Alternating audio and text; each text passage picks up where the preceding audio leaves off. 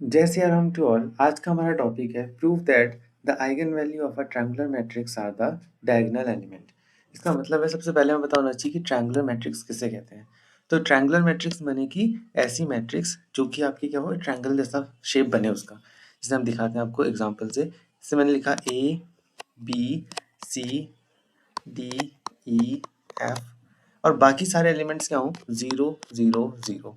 अब आप गौर करो कि ये एक ट्रायंगल जैसा बना, इसीलिए इसका नाम हम क्या रखते हैं ट्रायंगुलर मैट्रिक्स। मतलब कि ऐसे मैट्रिक्स जिसके एक साइड के इसको इसको कहा लोअर ट्रायंगुलर मैट अब लोअर ट्रायंगुलर मैट्रिक्स कहते हैं इसको हम। और ऐसी अगर मैंने मैट्रिक्स एक और बना दी ए बी सी ई एफ जी और बाकी की एलिमेंट 0 0 कर दिए, तो ये क्या बन गया आपका अपर ट्रायंगुलर मैट्रिक्स बन गया। इसमें आप देखो ये ऊपर ट्रायंगुलर जैसा बन रहा है ना।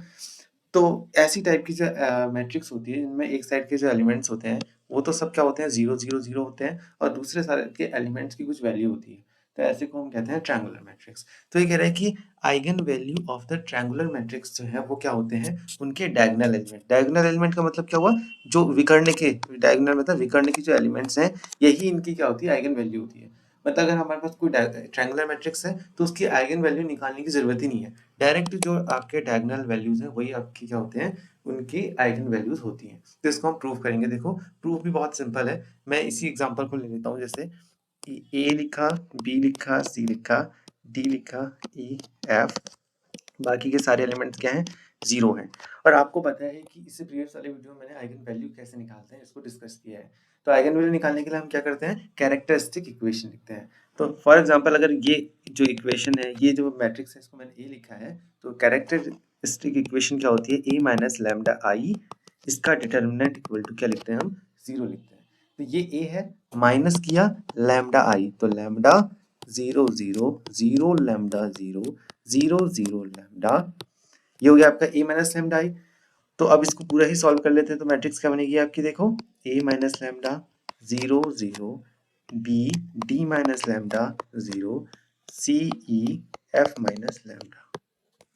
तो ये मैट्रिक्स आ गई। इस मैट्रिक्स का क्या करना है डिटर्मिनेंट करना है। तो मैं यहीं पर डिटर्मिनेंट कर देता हूँ, इसको हम डिटर्मिनेंट कर देते हैं। ये बन गया डिटर्मिनेंट और ये डिटर्मिनेंट किसके इक्वल होना चाहिए 0 के इक्वल होना चाहिए। तो 0 के इक्वल होना चाहिए। तो इसको हम सॉल्व करते हैं। सॉल्व करेंगे तो कैसे करेंगे, देखो इसको फर्स्ट रो के उसमें हम खोलते हैं तो क्या बन जाएगा A minus lambda D minus lambda 0 E F minus lambda equal to क्या हो जाएगा 0 हो जाएगा। फिर से इसको खोलेंगे तो कितना हो जाएगा ए माइनस लैम्डा, ये हो जाएगा आपका D minus lambda F minus lambda और ये ई माइनस ई इंटू 0 की जगह 0 हो जाएगा इक्वल टू 0। अब हमें क्या करना है, देखो सिंपल ही है। यहाँ से लैम्डा की वैल्यू निकल जाएगी ए कॉमा डी कॉमा एफ। मतलब कि यही लैम्डा को हम क्या कहते थे आइगन वैल्यू कहते थे। मतलब कि इसकी जो आइगन वैल्यूज हो जाएंगी वो कौन कौन सी हो जाएंगी, ए हो जाएगी, डी हो जाएगी और एफ हो जाएगी। अब हम देखते हैं अपनी मैट्रिक्स थी क्या।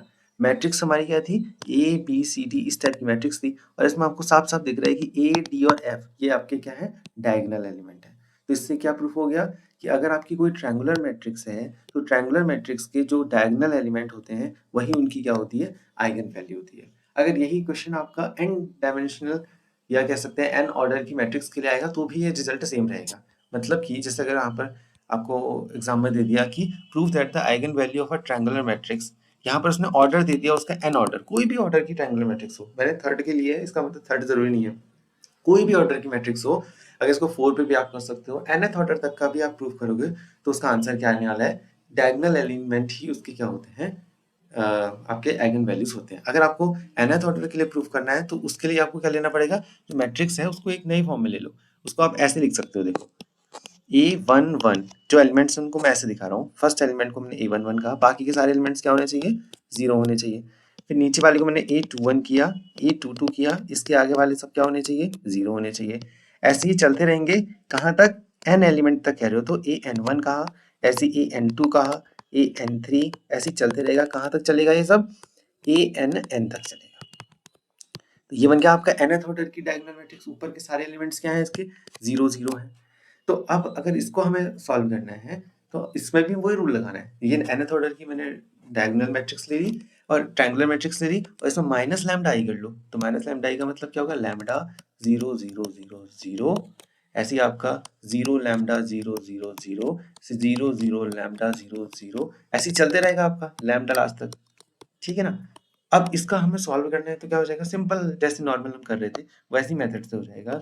a11 माइनस लैम्डा, बाकी एलिमेंट्स सब आपके 0 0 ही हैं, a21 फिर a22 माइनस लैम्डा 0 0 0, ऐसे a31 a32 a32 33 minus lambda, ऐसे चलते रहेंगे यार एलिमेंट्स आपके, ठीक है। कहाँ तक चलेंगे, a n n minus lambda तक का चलेंगे। और इसका डिटरमिनेंट क्या होना चाहिए, 0 होना चाहिए। हम पहले कह चुके हैं mod of a minus lambda I किसके इक्वल होना चाहिए, 0 के इक्वल होना चाहिए। अब इसका डिटरमिनेंट खोलना बड़ा आसान है, a माइनस इसके इसके आधार पे खोलते हैं इसके, ठीक है ना।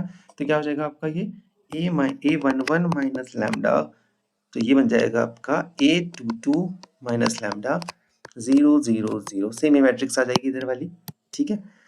a32 a33 minus lambda, same चलते रहेगा आपका कहाँ तक, ann माइनस लैम्डा। मैं लिख नहीं रहा हूँ क्योंकि बहुत सिंपल है ये चलते रहेगा, जस्ट आप बस ये वाली मैट्रिक्स उतारनी है आपको। नेक्स्ट स्टेप में क्या हो जाएगा, देखो नेक्स्ट स्टेप में आपका a11 माइनस लैम्डा है, अगला वाला इसके सापेक्ष खोलेंगे तो बन जाएगा ये वाला एलिमेंट ऐसे आ गया a22 माइनस लैम्डा, और बाकी के एलिमेंट्स कैसे देंगे, देखो a22 माइनस लैम्डा के बाद ये वाले मैट्रिक्स, तो यहाँ पर आपको अंदाजा आ रहा होगा a33 माइनस लैम्डा आएगा अगला वाला। ऐसे चलते चलते कहाँ तक आएगा, ann माइनस लैम्डा तक आएगा इक्वल टू 0।